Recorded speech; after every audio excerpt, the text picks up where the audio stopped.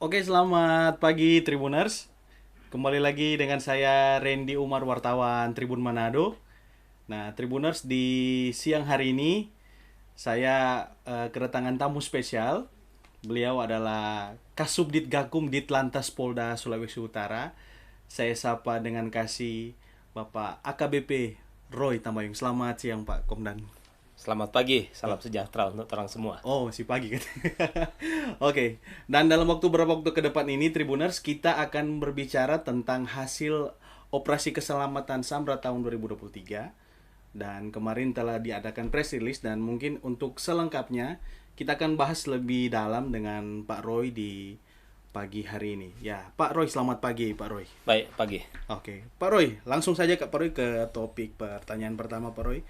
Nah, waktu penyampaian dari Pak Dirlantas sebelumnya bahwa tujuan dari operasi ini yaitu meningkatkan disiplin masyarakat dalam berkendara di jalan raya, menurunkan fatalitas kecelakaan dan menurunkan angka pelanggaran itu dari penyampaian Pak Dirlantas Kombes Pol Roberto Padede.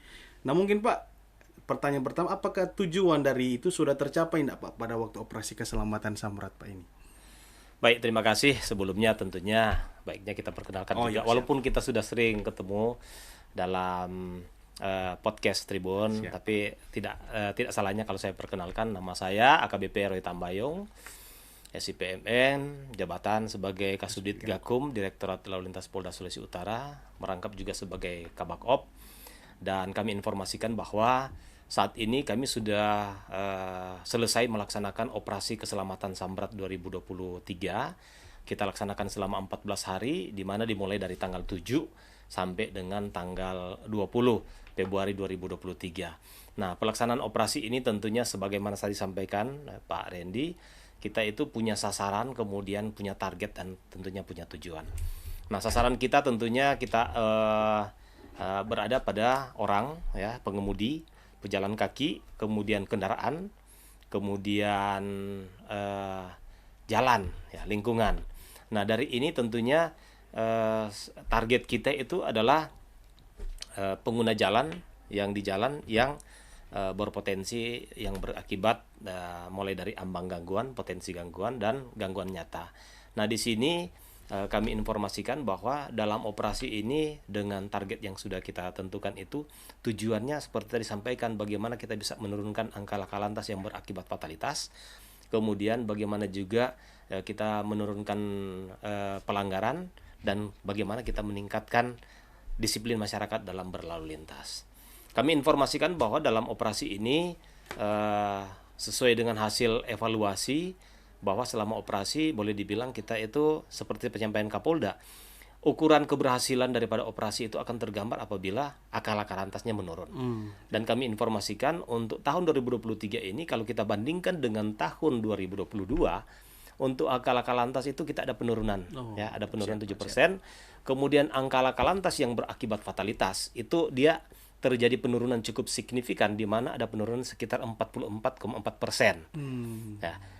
Kemudian untuk laka lantas juga yang berakibat luka berat juga ada penurunan. Jadi perlu mungkin kami informasikan bahwa untuk laka lantas kami gambarkan di sini untuk tahun 2022 itu ada 56 kasus, dan 2023 ada 52 kasus. Ada penurunan 4 kasus laka lantas. Kemudian meninggal dunia juga di tahun 2022 selama operasi keselamatan itu ada 9 orang. Ada 9 orang, kemudian di 2023 ada 5 orang, berarti ada 4, ya. Sehingga di sini boleh kami sampaikan dia penurunan ada 44%. Kemudian penurunan di luka berat juga, tahun lalu ada 10, tahun ini ada 6 laka lantas. Nah, ini tentunya menggambarkan bahwa upaya-upaya yang kita lakukan, makanya di sini tergambar bagaimana di kegiatan kita lebih mengedepankan tindakan-tindakan yang bersifat preemptif, preventif, dan persuasif. Untuk represif itu upaya terakhir. Jadi bagaimana kita mengedukasi masyarakat sehingga masyarakat itu bisa teredukasi dengan baik tentang bagaimana dia menjaga, kemudian bagaimana dia disiplin dalam berlalu lintas. Makanya tema kita itu saya setuju dengan tema tertib berlalu lintas wajib dibudayakan. Karena tertib berlalu lintas kalau kita tidak budayakan, ini akan bergeser. Nah, sekarang kalau kita melihat dari hasil yang ada, pelanggaran itu banyak yang kita temukan di lapangan karena memang awal-awal itu tahun lalu itu kan masa pandemi masih agak tertib ya Iya, di siap. pandemi, mulai penggunaan masker, kemudian bagaimana kita kegiatan sekolah maupun perkantoran itu masih dibatasi. Nah, tahun ini sudah bukan seperti normal, sudah seperti normal betul. Nah, Iya, siap, jadi siap. tentunya aktivitas masyarakat dalam berlalu lintas itu sudah tinggi dan bisa normal seperti tahun 2019 yang lalu. Sehingga memang potensi-potensi untuk peningkatan arus transportasi ya, jaringan transportasi ada peningkatan itu pasti. Nah, dari apa yang kita lakukan saat ini untuk operasi keselamatan, kita sudah lebih mengedepankan itu sehingga banyak yang kita jaring. Nah, Siap, siap. penjaringan ini sebagaimana tergambar dalam pelanggaran itu cukup tinggi karena kita lebih banyak mengedukasi masyarakat. Contoh, masyarakat yang tadinya dia berada dalam zona yang nyaman, tidak pakai helm, Siap, siap, Pak. bawa sepeda motor bonceng tiga, Siap. kemudian bawa kendaraan menggunakan Menggunakan handphone, ya, ya, betul, Pak. kemudian tidak menggunakan sabuk keselamatan, pakai knalpot brong. Nah, itu tahun kemarin kita lebih banyak edukasi ya. Kemudian teguran-teguran, sifatnya lebih persuasif. Bagaimana kita meyakinkan dia bahwa apa yang dilakukan itu benar-benar pelanggaran yang boleh berakibat laka lantas. Contoh, menggunakan knalpot brong. Orang kalau pakai knalpot brong, mau tidak mau, suka tidak suka, kan gas itu Iya, dimain-mainin terus. siap, siap. Nah, kalau gas kita main-mainin terus, setidaknya kecepatan kendaraan itu bertambah. Iya, betul. Sementara di jalan bukan hanya dia, ada orang lain. Iya, betul, betul, Pak. Kedua, bonceng tiga. Bonceng tiga untuk sepeda motor. Harusnya cuma 2 orang. Ini sampai 3 orang, bahkan ada sampai 4 orang. Nah, tentunya di sini kita mengedukasi ya. Tapi tahun ini lebih banyak Pak Kapolda sampaikan kalau memang karena kita selalu melakukan peneguran seperti diabaikan, paling hanya ditegur-tegur saja. Iya. Tahun ini kebijakan pimpinan udah kita ambil tilang manual lagi. Siap, Jadi siap. Mantap, sebagian besar ya pelanggaran yang bisa kita lakukan pembinaan kita bina. Tapi pelanggaran-pelanggaran yang sudah berulang, apalagi ya macam kita di Manado. Manado ini kota tapi kota kecil. Orang yang kita lihat di jalan itu juga. Jadi kita tahu, oh tadi dia baru melintas. Kemarin kita lihat, kemarin dulu kita lihat, minggu lalu kita lihat sama dia. Masih begitu juga nggak pakai helm. Masih begitu juga knalpot brong, masih begitu juga kendaraan yang diprotolin semua. Tidak lengkap dengan spek yang ada. Nah, ini ya kita sudah upaya selalu melakukan tindakan-tindakan yang sifatnya persuasif, tapi karena berulang-ulang kali sehingga kita lakukan penindakan tilang. Iya. Sehingga tahun ini memang tilang itu ada peningkatan, Iya. beda dengan tahun kemarin. Begitu juga dengan pelanggaran-pelanggaran lainnya. Tentu ini kami sampaikan supaya tergambar di masyarakat bahwa operasi ini pada prinsipnya tingkat keberhasilan itu bisa terukur bahwa ada kesuksesan. Tapi bukan berarti kesuksesan ini kita sudah istilahnya akan terlena. Oh, kita Iya, sukses. betul, Tidak, betul. akan kita lebih genjot lagi. Kita akan setelah selesai operasi keselamatan ini ada juga yang namanya kita itu KRYD, kegiatan rutin yang ditingkatkan. Dia nanti seperti dengan operasi keselamatan juga. Kita lakukan penertiban juga. Kalau memang perlu kita lakukan tindakan tilang manual, kita lakukan tindakan tilang manual. Iya, Pak. Sehingga masyarakat benar-benar akan terbawa karena pada prinsipnya manusia itu kan harus dipaksa. Nah, sekarang Iya, kita yakinkan dia masih tidak bisa. Nah, dengan aturan kita paksa dia harus bisa mengikuti aturan. Aturan yang sebenarnya ini tidak pakai helm, harus pakai helm. Knalpot brong harus dilobah, harus menjadi knalpot yang standar. Oke. Kelengkapan kendaraan yang tidak ada kita tertibkan, dilengkapi dulu baru bisa kita keluarkan. Nah, ini ya upaya-upaya yang persuasif yang kita lakukan sehingga masyarakat itu akan semakin tertib dalam berlalu lintas. Semakin dia tertib berlalu lintas, ini yang tema kita bawa supaya tertib berlalu lintas ini memang betul-betul akan kita budayakan. Begitu Pak Rindi. Oke, Pak. Dan memang Pak, kalau mulai situasi memang orang betul Pak bilang mesti ada penekanan kuat juga kepada masyarakat karena kan ya nggak bisa dipungkiri warga orang Manado masih ada orang Manado bilang kabal-kabal sedikit Pak begitu. Dan terbuktikan Pak memang kalau data kemarin yang disampaikan memang angka tilang tahun 2020-2023 ini memang ada penaikan yang cukup signifikan ya Pak. Tahun 2023 ini kalau jumlah tilang ada 2376, sedangkan tahun 2022 ada 330, hanya 333 saja. Nah, berarti itu Pak memang ada peningkatan juga Pak itu memang tilang karena pelanggaran yang dilakukan oleh masyarakat itu ya Pak ya. Iya. Jadi sekarang gini, kemarin seperti yang selalu kita sampaikan, orang tua menyampaikan, kamu itu kita mau kamu harus lebih dewasa. Siap, Pak. Dewasa dalam tanda kutip, kita harus lebih sadar dan harus mengerti dan memahami. Kalau orang dewasa itu nggak perlu ditegur, dia sudah tahu. Saya dewasa, jam bangun saya sudah diatur. Siap. Kemudian saya mau berangkat ke kantor atau berangkat kerja, berangkat sekolah, saya sudah diatur. Tentunya kalau orang dewasa itu berpikir hari ini, dia berpikir besok. Ya, apa yang saya mau lakukan besok terkonsep hari ini. Sehingga besok itu melaksanakan kegiatan atau melakukan berbagai kegiatan, benar-benar kegiatan yang sifatnya sudah terprogram. Tidak tiba masa tiba akal. Siap. Nah, dengan terprogramnya itu tentunya dia sudah langsung connect. Begitu naik motor, helm saya belum pakai. Ya, betul, nah, betul, itu dewasa itu namanya. Dewasa. Kita pakai helm. Connect itu. Antara pikiran dengan perasaan itu ada. Naik, periksa dulu bannya ada angin atau tidak. Ya, Jangan sampai betul, kita betul, berjalan juga sepeda motor kempes kita paksa. Cek juga bensin, Cek bensin ada ndak. Pada saat kita mau jalan juga lampu kita cek dulu nyala atau tidak. Betul Pak, betul. Nah, kalau sekarang kan kenyataan anak-anak yang milenial ya, itu pelanggarannya cukup tinggi karena memang di angka pelanggaran usia kita lihat usia 17 sampai 25 itu dominasi.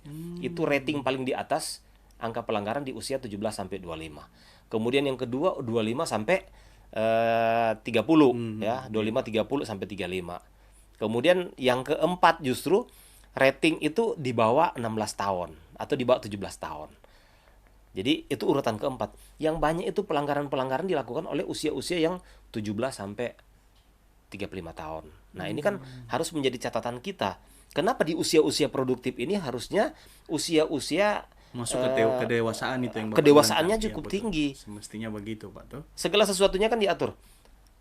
Usia 17 tahun ke atas. Mau nonton film aja 17 tahun ke atas. Mau bikin SIM 17 tahun ke atas. Ya, betul. Semuanya 17 tahun ke atas. Artinya apa? Pemerintah memberikan warning bahwa usia 17 tahun ke atas itu usia yang sudah dipercaya mampu dalam pengendalian diri. Usia yang betul-betul sudah merasa dia dewasa. Kedewasaan dalam berlalu lintas juga kita di jalan yang pertama, kita harus tertib dalam berlalu lintas. Tidak ego, tidak mementingkan saya itu yang paling penting. Saya mau karena buru-buru semua saya anggap itu tidak penting, saya paling penting. Ya kan? Kita juga bawa kendaraan kita mau selamat sendiri, enggak begitu. Yang namanya di jalan kita harus menjaga keselamatan diri dan keselamatan orang lain. Iya, Pak. Karena di jalan kan bukan cuma saya sendiri, ada orang lain juga. Kalau kita itu bisa menyelamatkan diri saya, artinya kita juga sudah bisa menyelamatkan diri orang lain. Nah, bagaimana itu bisa kita lakukan? Kita tertib dalam berlalu lintas. Iya, betul, Pak. Tertib berlalu lintas mulai tertib diri dulu. Tertib diri kita mulai perhatikan saya itu sudah memiliki SIM atau tidak. Kalau saya belum memiliki SIM, urus. Dengan ada SIM, berarti surat izin kita dalam mengemudi kendaraan sesuai dengan amanat undang-undang sudah dipenuhi. Kemudian bak kendaraan. Kendaraan yang kita mau kemudikan, kendaraan ini punya surat-surat tidak? Betul.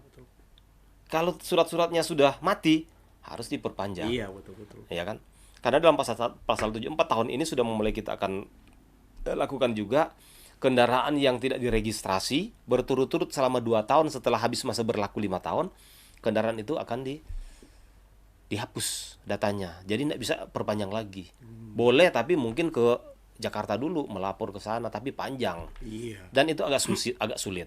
Nah, tentunya dari sekarang apa yang saya sampaikan bahwa kita itu budaya tertib berlalu lintas itu harus kita prioritaskan dan kita kedepankan karena tujuan yang paling utama untuk bagaimana sesuai dengan program Pak Jokowi untuk aksi keselamatan nasional itu, dekade aksi keselamatan itu 25 tahun ke depan dia sudah hitung. Sudah dihitung. Nah, tentunya dipersiapkan dari kita dari sekarang. Nah, persiapannya itu dari mana? Usia milenial. Usia milenial itu kan dari 17 sampai 30. Iya. Nah, sementara sekarang itu paling banyak melakukan pelanggaran di usia itu. Iya. Bagaimana di usia itu kita rubah? Dia yang paling terakhir nanti pelanggarannya. Kalau dia sudah berubah di posisi akhir, berarti pelanggaran kita akan menurun. dalam angka pasti akan menurun.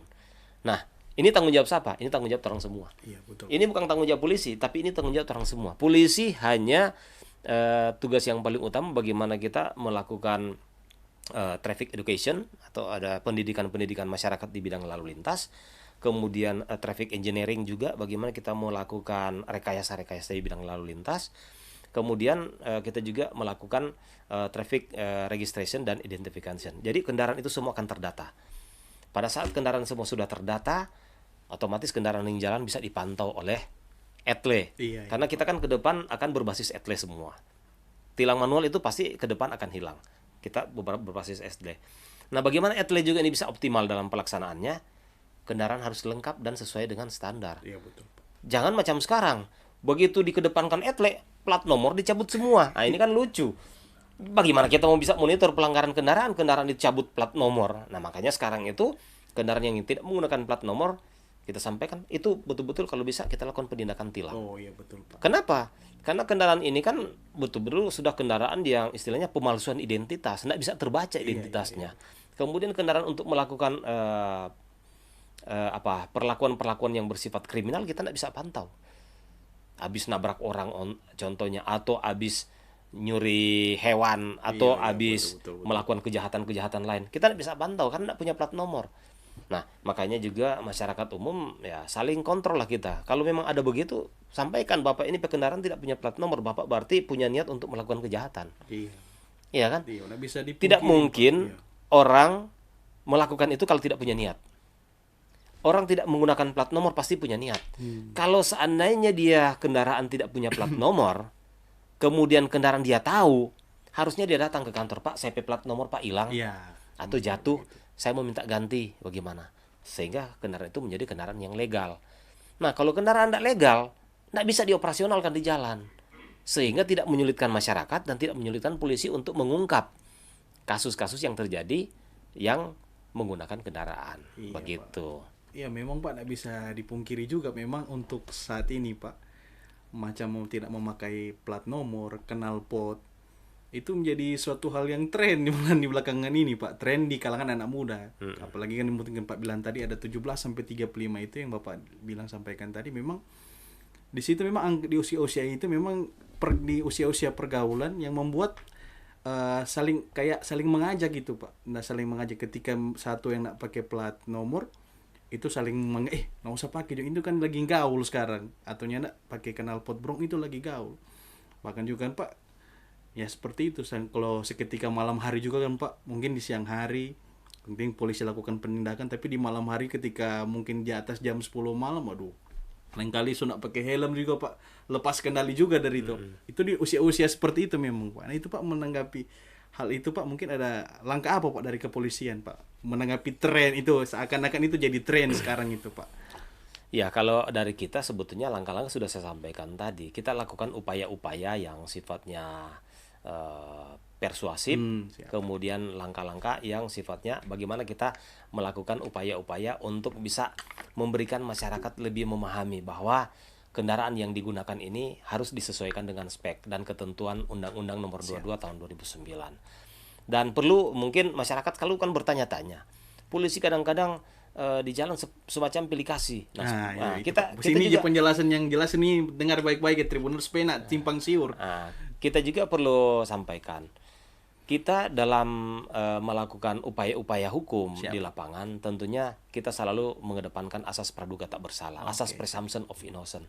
Bagaimana kita menyampaikan atau kita melakukan perbuatan-perbuatan penertiban di jalan, kita samakan satu orang dengan yang lain. Kita tidak pilih, oh ini dia pengusaha, oh ini dia profesor, oh dia ini. Kemudian ini mungkin cuma tukang ojek, enggak. Sama Pak ya. Jadi asas praduga tak bersalah itu selalu kita samakan, dan itu ada istilahnya asas equality before the law, persamaan kedudukan di depan hukum.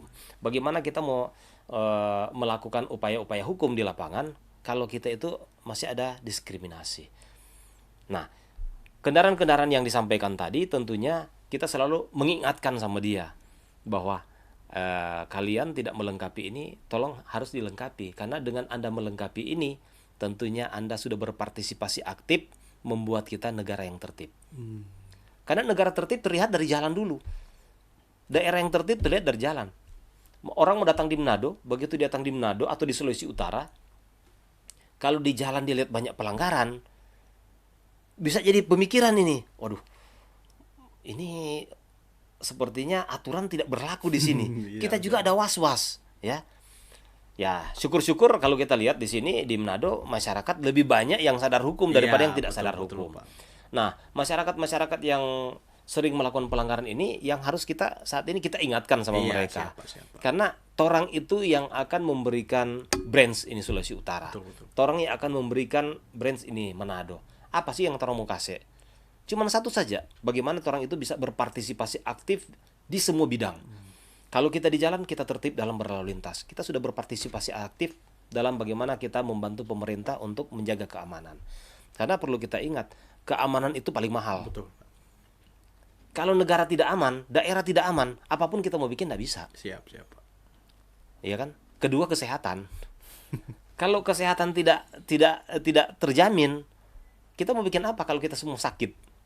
Nah, sakit juga ini dalam tertib berlalu lintas ini sakit-sakit mental juga. Orang yang sering melakukan pelanggaran itu sakit sebetulnya itu. Itu harus kita benahi itu, harus kita ingatkan dia. Mari kita sembuh, kita sadar bahwa apa yang kita lakukan sebetulnya ini kita tidak berkontribusi untuk pembangunan di daerah Sulawesi Utara dan tidak bisa mendukung program pemerintah secara umum. Roda pemerintahan itu bisa berjalan kalau keamanan dan kesehatan itu normal. Oke, Pak. Kalau keamanan tidak normal, kesehatan tidak normal, pasti tidak akan berjalan dengan baik. Makanya di dekade aksi keselamatan program Pak Presiden selama 25 tahun ini, yaitu semua kita pakai di situ. Polisi bersama dengan kesehatan juga, ya. Kita kerjasama dengan Kementerian Kesehatan. Kemudian kita juga bekerja sama dengan Bapeda, Badan Perencanaan Pembangunan Daerah. Jadi apa-apa kalau di Bappenas. Jadi perencanaan untuk di tingkat nasional apa, tingkat daerah itu apa. Yang paling utama adalah jaringan transportasi. Karena angka kecelakaan akibat jaringan transportasi juga bisa. Jalan rusak, orang celaka, itu bisa juga. Karena angka kecelakaan jangan kita hanya melihat bahwa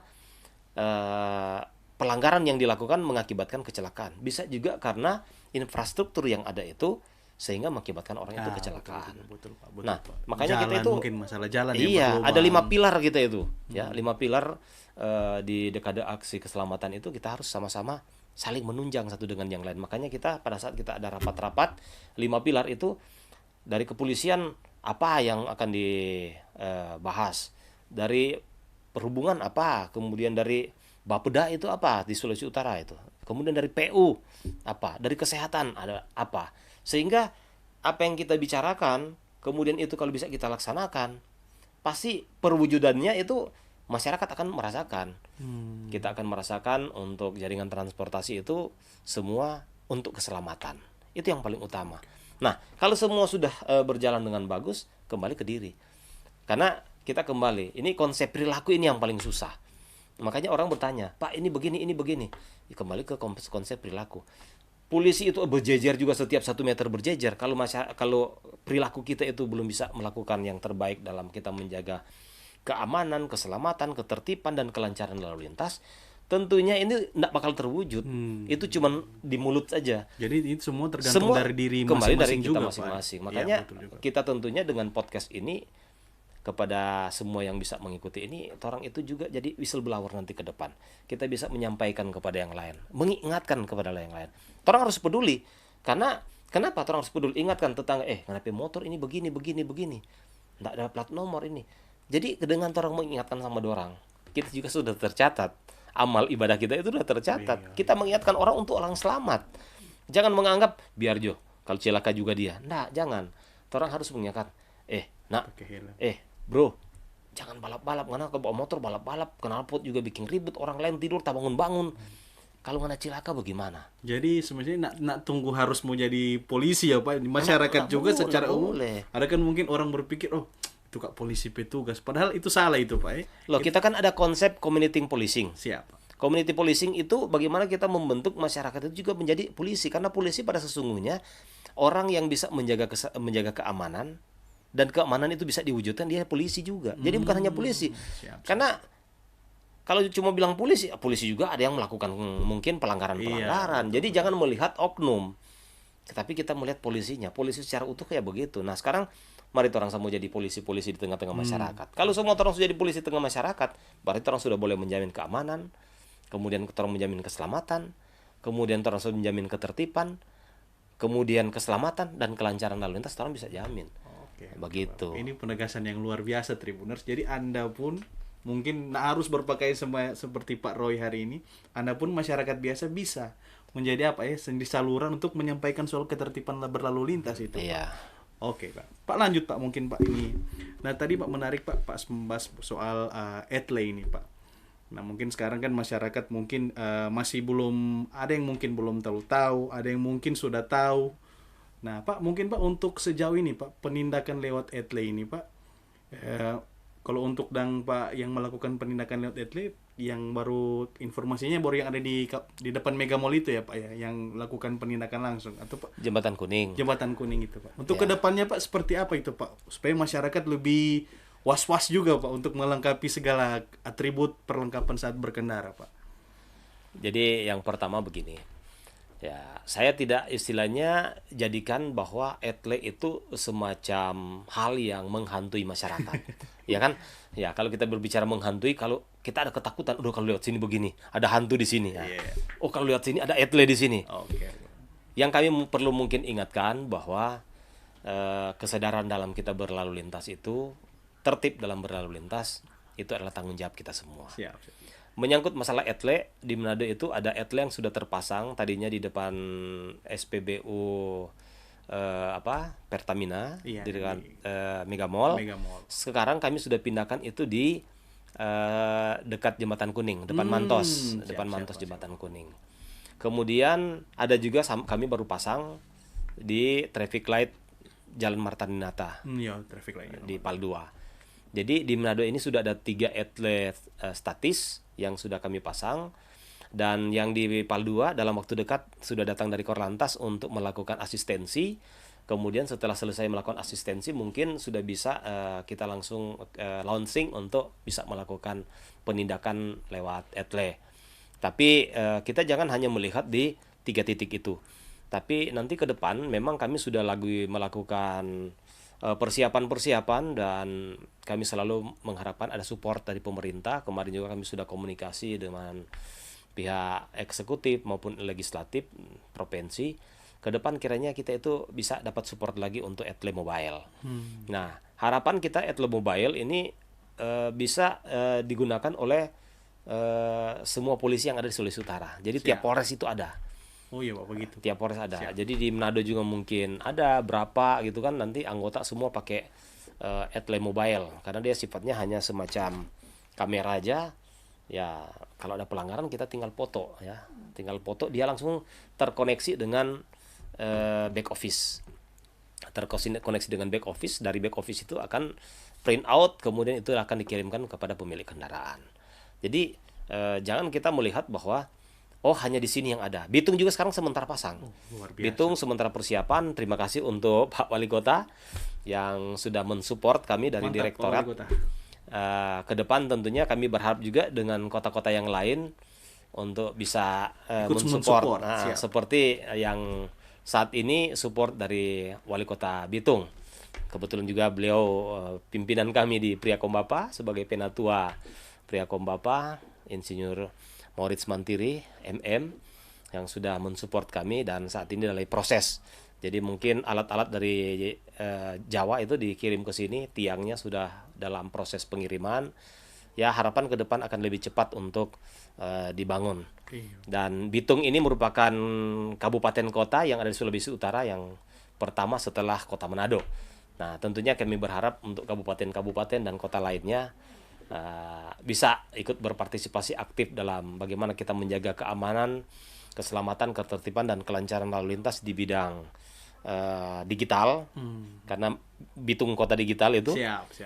kita mau semua itu jadi kota digital, karena era ke depan kita itu kan sudah semakin mengarah ke sana. Nah bagaimana kita bisa mengedukasi masyarakat dengan melakukan penindakan-penindakan pelanggaran lewat electronic traffic law enforcement.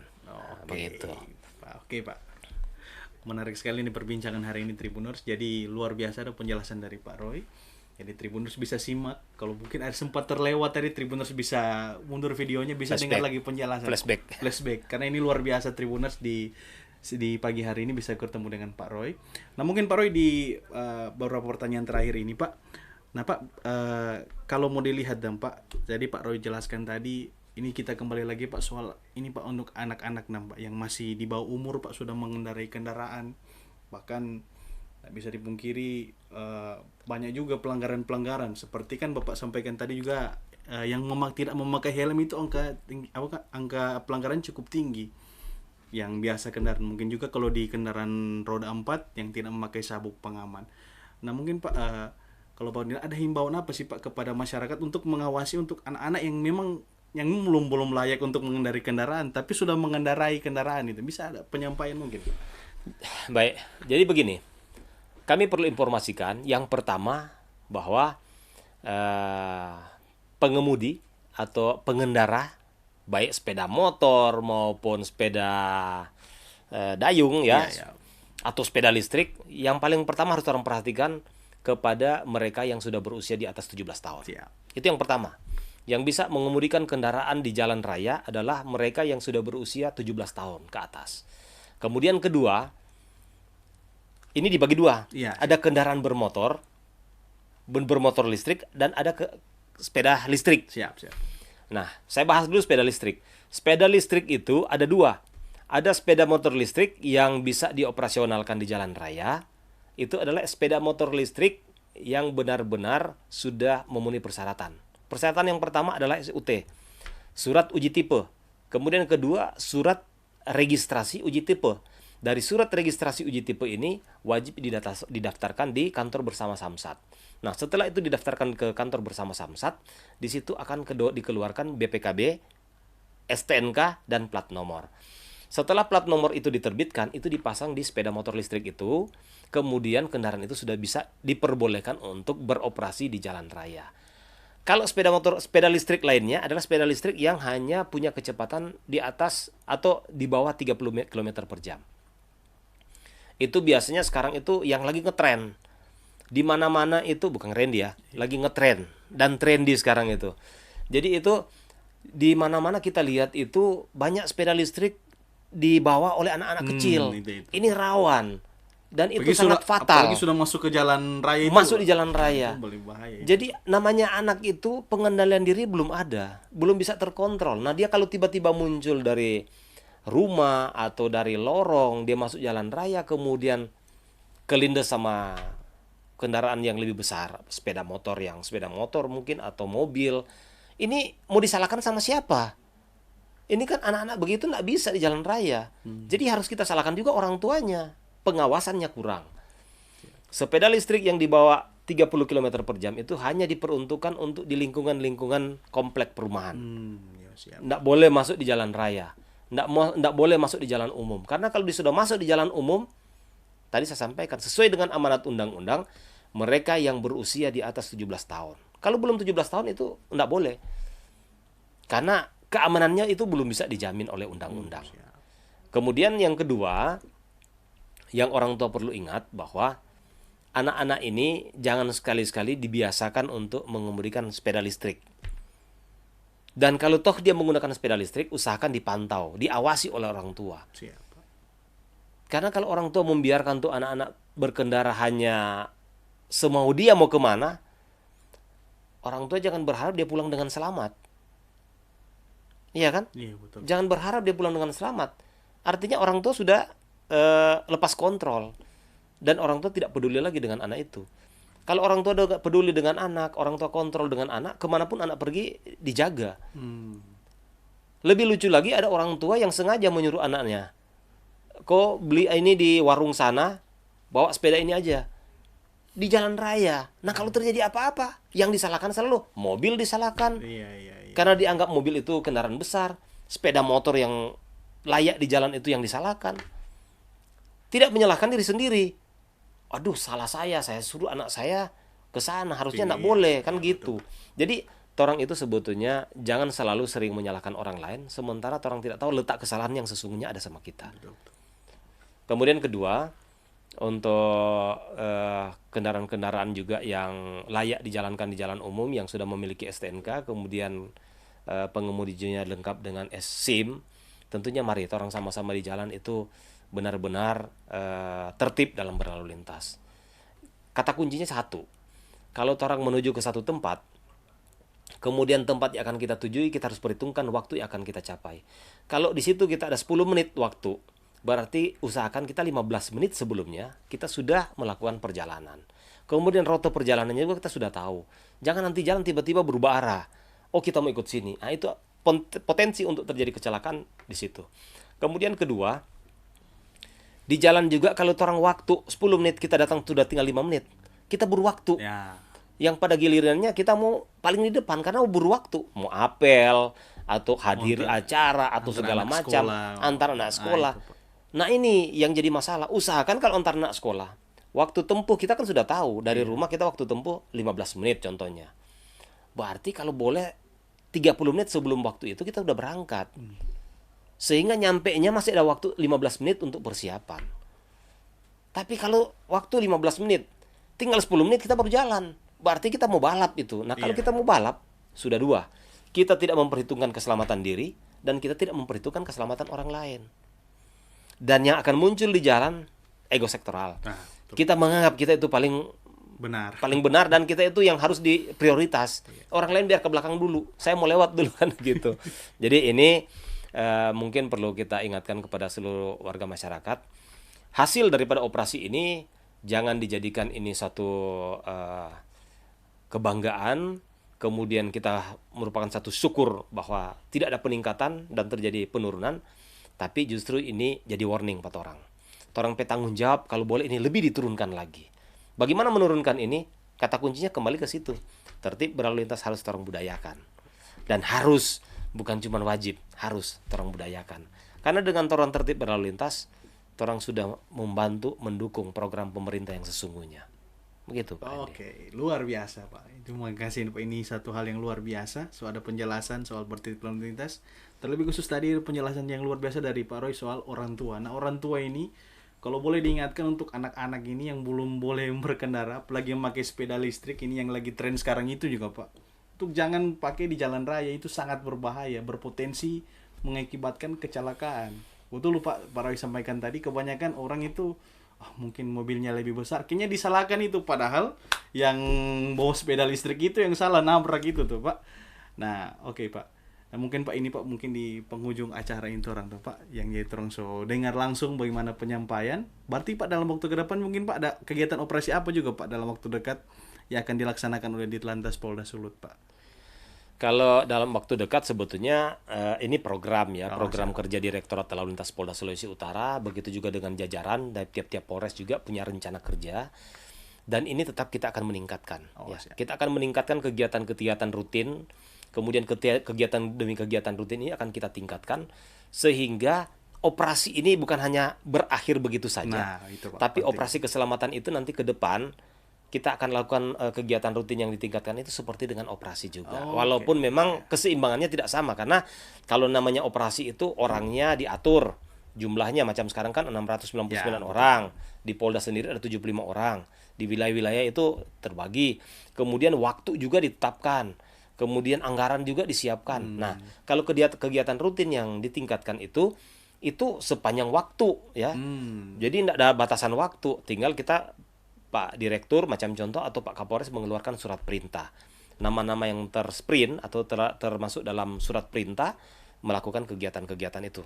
Waktunya 1 bulan biasanya. Dikasih 1 bulan kegiatan rutin yang ditingkatkan. Mulai dari mana ke mana. Kalau macam orang di Kota Manado contohnya ya.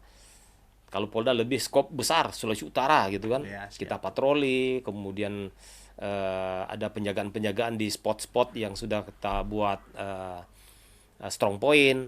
Nah, dengan begitu di situ ada pelanggaran yang lewat, tentunya kita tindak. Tindaknya apa kita melakukan tindakan teguran, kemudian tindakan yang lebih persuasif lagi, atau kita harus melakukan tindakan tilang.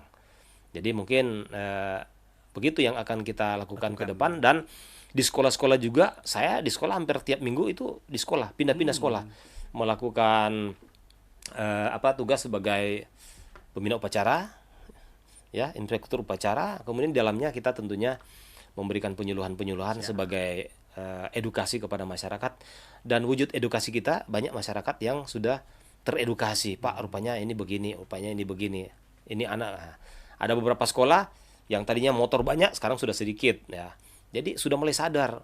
Tadinya parkirannya susah, kalau sekarang sudah kurang. Jadi lebih, ya kalau macam sekarang kan kendaraan sudah banyak. Kalau nggak ada taksi angkutan umum, taksi online ada, ya kan? Taksi online ada, mau antar sampai dimanapun diantar, Siapa? ya kan? Jadi nggak ada yang sulit. Jadi orang tua itu sebetulnya kalau untuk saya pribadi lebih nyaman anak itu dikasih taksi online. Siap. Coba taksi online kalau perjalanan cuma 10.000 dari sini ke sini. Iya, ya. Kalau dia ada 4 orang atau 5 orang, artinya dia satu orang cuma 2.000 kan? Iya, betul Pak. Urunan, saya 2.000, kita tuh kumpul di satu titik, Kumpul satu titik, pergi ke sekolah pergi ke sekolah sama-sama. Betul Pak, betul. Kalau 4 orang atau 5 orang, satu kali naik 5 orang, udah kita naik dengan biaya 10.000, berarti kita satu orang cuma 2.000. Nah, kita gunakan sebetulnya bagaimana kita Mantap. mindset kita itu ke ekonomi, membantu Siap, orang siap, tua Pak. juga. Daripada kasek motor. Kasek motor ada peluang pelaku-pelaku kejahatan, pencurian kendaraan lah, Harus isi bensin juga, Pak. isi bensin, kemudian angka laka lantas juga nggak bisa kita ya. Iya. Karena sepeda motor itu ya istilahnya menjamin keselamatannya itu berapa persen. Iya, apalagi belum siap untuk masih di bawah umur kan, Pak itu. Jadi saya kira namanya sekolah itu, kalau anak sekolah itu kan biasanya berteman. Satu komplek itu pasti dia ada berapa orang. Kalau 5 orang saja dia setiap hari datang, naik taksi online, pulang taksi online, turun satu titik, enak kan? Siap. Bisa istilahnya sama-sama. Dan efisiensi waktu, efisiensi anggaran juga, kita sudah membantu orang tua, kan gitu. Dan orang tua tidak was-was di rumah pikir-pikir, aduh ini anak. Soalnya kalau pakai sepeda motor kadang-kadang 2. Kalau bukan tak lewat sekolah, nggak sampai sekolah. Karena begitu bawa motor dia lupa tuh sekolah. Siap, Atau siap. dia langsung belok tempat lain, artinya nggak sampai. Kalau kan ada itu kan ada PTT kan, Pak, sudah ditentukan. Jadi begitu Pak Randy. Oke, Tribuners. Terasa Pak penyampaian tadi luar biasa dan sudah berujung pada segmen akhir ini, Pak. Jadi terima kasih Pak Roy buat telah datang di Tribun Manado di siang hari ini, Pak. Baik, terima kasih. Mungkin salah satu juga mungkin yang perlu kami ingatkan sebagaimana slogan kita Ya. dari lalu lintas Polri selalu mengatakan stop pelanggaran, stop kecelakaan, keselamatan untuk kemanusiaan. Oke, Salam presisi. luar biasa. Oke, Tribuners, itulah wawancara kita di siang hari ini dengan Kasubdit Gakum Ditlantas Polda Sulawesi Utara, AKBP Roy Tambayong, dan kita telah membahas tentang Operasi Keselamatan Sambra tahun 2023. Jadi mungkin Anda yang baru buka di Facebook Tribun Manado dan YouTube Tribun Manado sudah terlewat, Anda bisa kembali lagi. Anda akan mendapatkan pembahasan-pembahasan yang sangat menarik, penjelasan-penjelasan soal bagaimana tentang keselamatan dalam berlalu lintas. Itu saja yang bisa kita sajikan di siang hari ini. Dan juga saya kalian mengingatkan buat dimanapun Anda berada, untuk sama-sama sekali lagi untuk sama-sama patuh berlalu lintas. Kalau boleh pakai helm, kalau saat berkendara itu pakai sabuk pengaman. Karena di rumah itu kan Pak masih banyak orang yang torang sayang dan tunggu di rumah buat orang. Jadi torang hati-hati di jalan, torang saling menjaga keamanan lalu lintas semuanya. Dan kalau boleh, kalau yang Pak Roy sampaikan tadi, kalau ada yang lihat melakukan pelanggaran langsung tegur. Karena ada penegasan tadi dari Pak Roy bahwa orang sama-sama ini sebenarnya adalah polisi. Bisa saling mengingatkan satu sama lain. Terima kasih buat waktunya di siang hari ini. Salam saya Randy Umar, wartawan Tribun Manado, dan narasumber Pak Roy. Terima kasih. Oke. Dan tetap semangat. Salam presisi.